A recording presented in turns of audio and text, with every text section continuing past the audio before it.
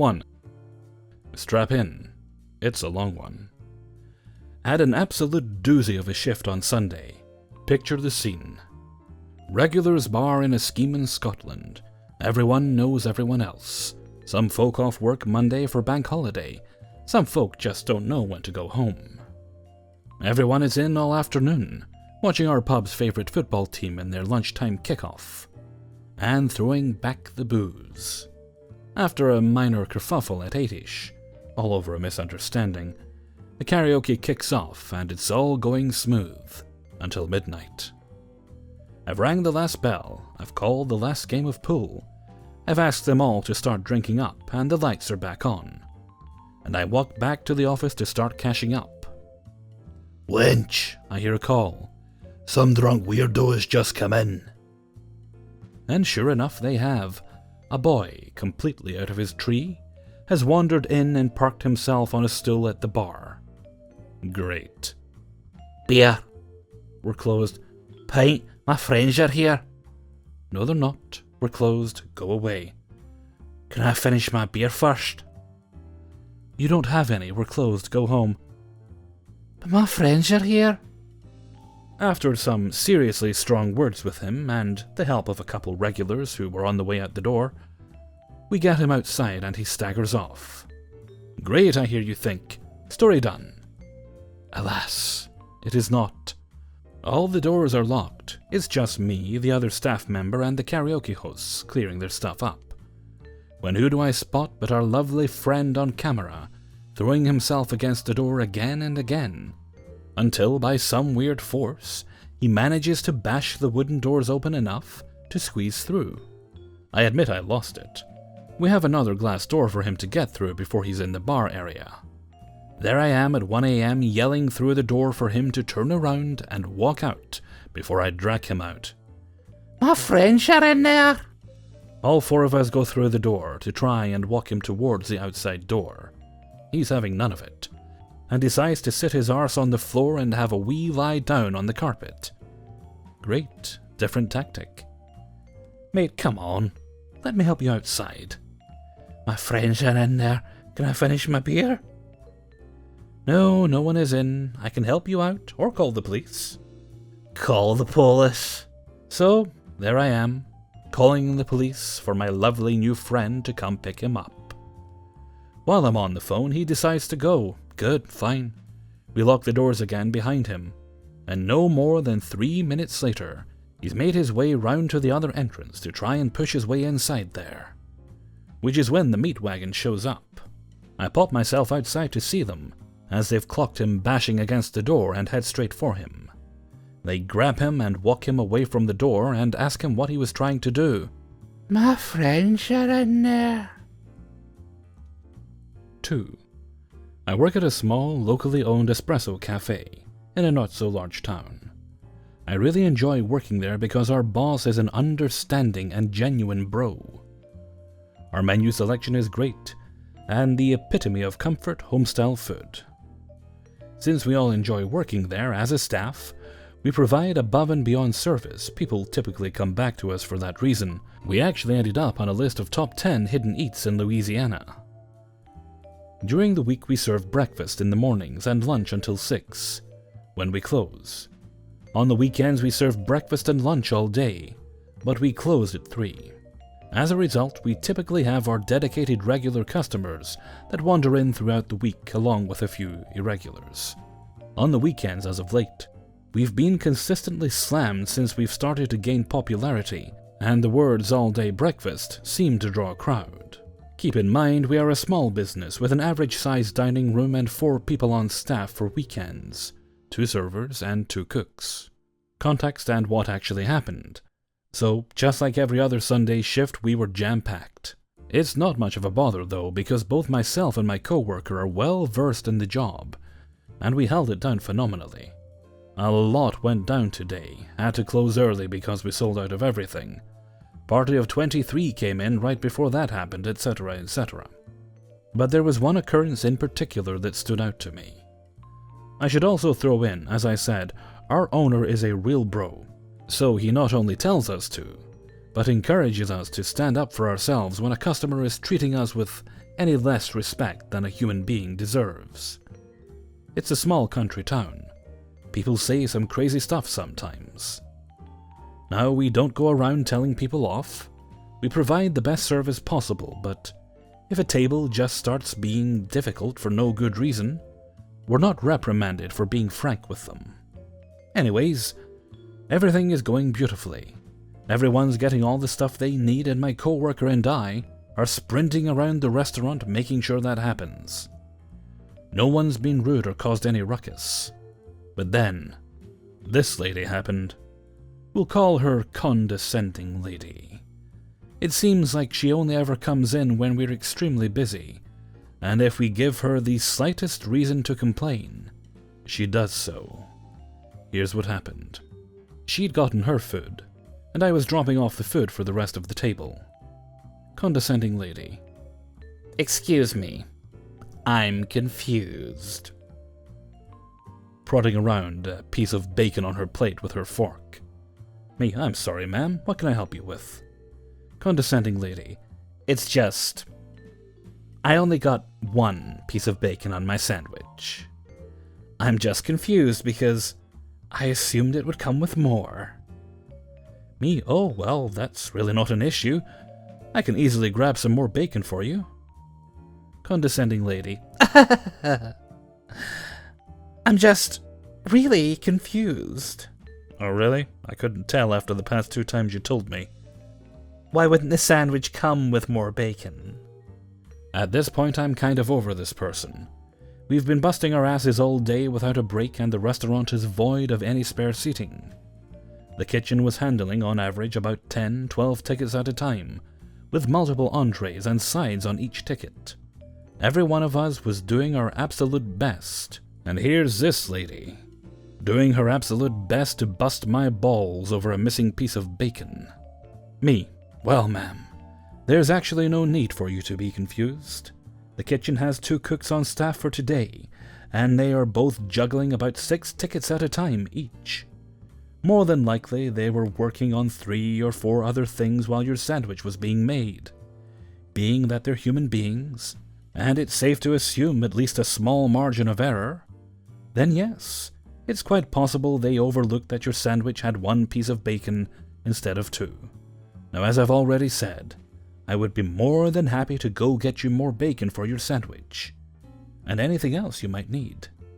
I left without saying anything else and returned immediately with a dish of 5 pieces of bacon, which I left on the table without a word. She didn't tip, but I didn't really care. It's just like, how can it be that big of a deal? Did she think I would fight her if she just said, "Aye, brah, can I catch a few extra pieces of bacon?" I get it might seem small, but it's those little moments that get under my skin, because they're unnecessary. I rarely say anything to a rude customer, but today just wasn't the day she should have chose to mess with me. I wish I could make y'all understand just how busy it was. It felt good to be able to say what was on my mind, and stand up for myself like that. If you made it this far, I love you. 3. My upscale casual restaurant has a special going on. Mostly brings in new business, which can be cool, but can also mean people who don't know how to behave or tip. I get a 2-top during a reasonably busy time for the restaurant. The table is half booth, half chair, made for 2 people. They sit down. I give them water, do my greet, and show them where drinks are on the menu. When I come back, they're squeezed together on one side of the table. Weird, uncomfortable for them. Annoying to me for personal reasons. Same side, grow up. But whatever. Guy gets a drink, lady asks me if we have wine. I show her our 5-page wine list once more. I get his drink, and she asks me if we have a type of wine by the glass that is very obviously not on the menu. She asks for a sample of a similar wine, hates it, and says she will need to think about her drink order. I take food orders. Blessedly easy, since with the special I get everything at once. No substitutions allowed for the discounted menu. Apps come out. I check to see that first bites are good, after they're down on the table for a few minutes. Check in about drinks. Lady takes a large bite and shrugs me off with her mouth full. Okay. I walk away, grab a napkin for another table and deliver it. I walk by them on my way to the kitchen, make eye contact just in case I can grab anything for them. I'm able to visually acknowledge both of them since they're squeezed next to each other like idiots. No acknowledgement. Okay. When I get to the back, another server tells me my table flagged them down to ask for drinks. I still have no idea how they even managed this. I turned my back for maybe 2 minutes to deliver a napkin and walked directly in front of them immediately after. I made eye contact with both of you and you ignored me. Y'all are rude. She blessed me with her desire for a raspberry mojito, which I deliver with more water. I scope out their plates and they're halfway-ish done with the first course. Closer to done. I send their meals to the kitchen then, 20 to 25 minutes after they get their apps. My server sends tingles that their food is done, so I run and grab it. Probably a 15-minute-ish ticket time. I bring it out. Neither of them are actively eating, and their silverware is pushed to the side. I ask, "May I reset for your entrees?" And she snaps at me. "No, I'm not done. I'm not ready for that, and I don't really know when we will be." What did you think was coming next? She refused to even have the food on the table. I left it in the window. She never finished her appetizer. The guy asked for the entrees and to have dessert box to go when she went to the bathroom. I gave them their original heat lamp food. I felt bad for the guy until he gave me a less than 10% tip. PSA: your main course will arrive less than 45 minutes after your apps. Please be prepared. 4. I work at a brewery, and while it's not the kind of place people go to get drunk, there's plenty of bars around for that. Every once in a while, someone really just underestimates how much they can drink. One night I had 4 women come in, all about 22 to 24 years old. They ordered their first round of beers, and half an hour later they were rather tipsy, even though they had 16 ounces of maybe 5% ABV beer. But hey, they were having fun and they planned to be there for a while. They got another round. We chatted for a bit since it wasn't very busy, and left them to finish their beers. I return after maybe another half hour or so, and they're really tipsy. Off 2 beers. They were having a blast and wanted another round. I asked how they were getting home, and one of the women said she was designated driver and was switching to water. But first, she wanted to share a beer with one of the other women. They planned on being here for another hour, at least likely to. And the beer she wanted specifically was like 4% ABV, our lightest, so I brought it over. I also brought another glass so that the 2 of them could split it if they didn't want to drink from the same cup. It was like I brought them the holy fucking grail. They went nuts. They were so happy that I brought 2 cups. I don't know what kind of service they've had at breweries in the past, but it was like me bringing that second cup was the best they've ever been treated anywhere. I walked away with a huge smile on my face because it was adorable. And it was the easiest way I've ever made a table happy. About 2 hours pass. Designated driver is good to drive, and barely touched her shared beer. Though they did use the second glass. They all tipped 20 to 30% and left, promising to come back soon. Fast forward to the next morning. I work again that afternoon, but my parents come to visit and take me to brunch. My shift rolls around, and they decide to stop in for beer and coffee before leaving town. So I clock in and take their order. As I do, guess who walks in? 2 of the women from last night. They have a different server, but I stopped by to say hi, and they were just so happy to see me. They're sitting a few tables away from my parents. My mom asks if I know them, and I tell her not really. They were just in last night. I go to grab my parents' order, and when I turn back around, one of the women is talking to my mom. I come back and my mom says, "They loved having you as a server last night. Do you always ask if a table has a ride home? That's very nice." I tell her I do for the drunk ones, and tell her about the 2 cups, which Mom finds hilarious. My mom now thinks I'm like the highest tier of server. And when the 2 women leave later, they tell me yet again that they'll be back in soon, because every experience they have at this brewery is awesome. It was a little weird, but almost as good as if they had complimented me to my manager. I'll take it. 5. My first table. What is your sweetest Pinot Grigio? Well, I don't think a Pinot Grigio makes for a particularly sweet wine, but by a slim margin, I guess our Campanile. But like I said, I don't think it's very sweet. Okay, I'll try that. Brings out her wine, letting her try it before checking back. Excuse me? Yes? Can I send this wine back? Sure. May I ask what was the matter? It's just not what I was expecting. Okay, well, would you like to try a more traditionally sweet wine, like a Riesling, or maybe something like a Moscato? No, I think I'll have a Diet Coke. I have to drive. Okay then. Later that same night. Can I get another drink? Absolutely. What would you like for me to get for you? Can I get this passion fruit margarita? Of course, just to let you know, that's going to be served up. Excuse me? It's not going to be served with any ice. Oh, okay. I didn't even have the worst of it, though. My poor bartender, we'll call her Sharon, had some real gems.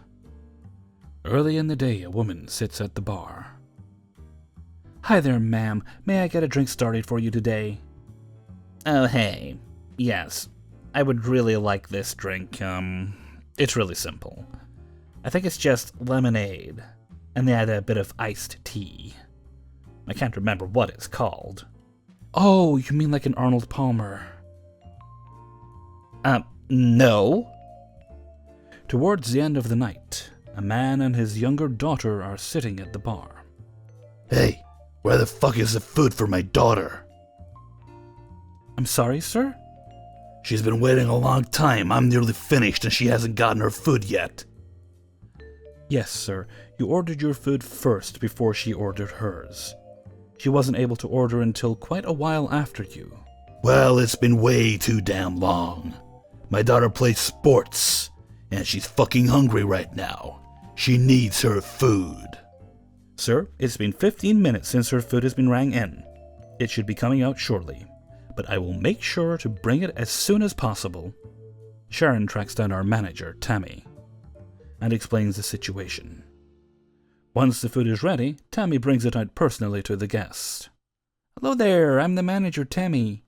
I'm so sorry the food took as long as it did. We needed to blah blah blah. Oh, hey, it's no problem. This food looks fantastic. Gestures at the food. Look at that, sweetie. This is all for you. I'm so glad everything looks so great. Is there anything else I can do for you? Oh no, Tammy, you've been really great, thank you. You've all taken such good care of us. The man points at Sharon. She's been doing a really great job. We really appreciate everything. Hey everybody, Hellfreezer here, and thank you very much for listening to Spinning Plates number 9. And thank you very much to everybody who allowed me to use their stories in this video. I tried something a little bit different on story number 5. You wouldn't be aware of it unless you were following along with the link in the description. A lot of the times when I do the stories, I tend to announce each character before they speak. It's just a habit I got into. I kind of liked it for the most part. But in this one was written out a bit more as if it was a play. And I thought I'll just do it that way. And in a play, obviously the characters don't say their name before they speak. So I tried it like that, and I think it came out a little better. So what I may do from now on, if you guys like it, if you think it works, I'll do the dialogue in stories a bit more like that from now on. Unless the names are particularly hilarious, because they can be pretty darn funny at times. So, if you like it, let me know what you think, if you think it plays better. Apart from that, I think we're done for now, for the moment. Hope you all have a nice weekend, a nice comfy Saturday. I hope to be doing the same. We'll see if it works out that way. I may have to end up doing stuff in the garden and whatnot, or... Well, I probably do need to run the hoover around, tidy up the house a little bit. So I'll likely get stuck into doing that. Okay, and with that, I'm off for now. So until next time, thank you very much for listening, and take very good care of yourselves.